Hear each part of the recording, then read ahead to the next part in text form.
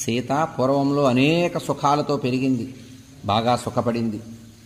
అటువంటి ఆవిడ ఈ మధ్యకాలంలో సుఖపడటం లేదయ్యా, దుఃఖంతో కృషించిపోయింది, ఆహారం లేక మనిషి నశించిపోయింది. అట్టి ఆవిడ నీ మీద ఆధారపడుతుంది, నన్ను అనుగ్రహించు అని నిన్ను కోరుతుంది రాముడు మరణించిన తర్వాత.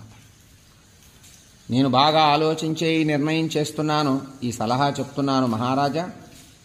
రాముణ్ణి చూడగానే అనర్థాలు కలుగుతాయి, ఇక్కడ ఉండగానే యుద్ధం చేయకుండానే గొప్ప సుఖం లభిస్తుంది. నువ్వు రాముడి దగ్గరికి వెళ్ళే పని లేదు, రాముడితో యుద్ధం చేసే పని లేకుండా నేను చెప్పిన సలహాని పాటించవయ్యా మహారాజా, నీకు మంచి జరుగుతుంది.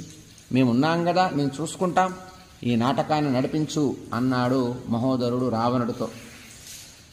సైన్యం అంతా నశించిపోతుందయ్యా, ఇలా యుద్ధానికి వెళ్ళిన వాళ్ళంతా మరణిస్తూనే ఉన్నారు. రాముడి దగ్గర ఎవ్వరూ బ్రతికి ఒక్కడు లేడు, మొత్తం చనిపోయారు.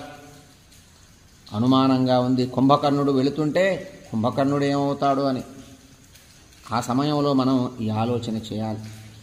గొప్ప కీర్తి కలిగేటటువంటి, గొప్ప యశస్సు కలిగేటటువంటి, ఐశ్వర్యం కలిగేటటువంటి సలహా మీకు చెప్తున్నా మహారాజా, నీకు మంచి జరగాలని కోరుకుంటున్నాను అని మహోదరుడు రావణుడి దగ్గరికి వచ్చి నమస్కరించి ఒకట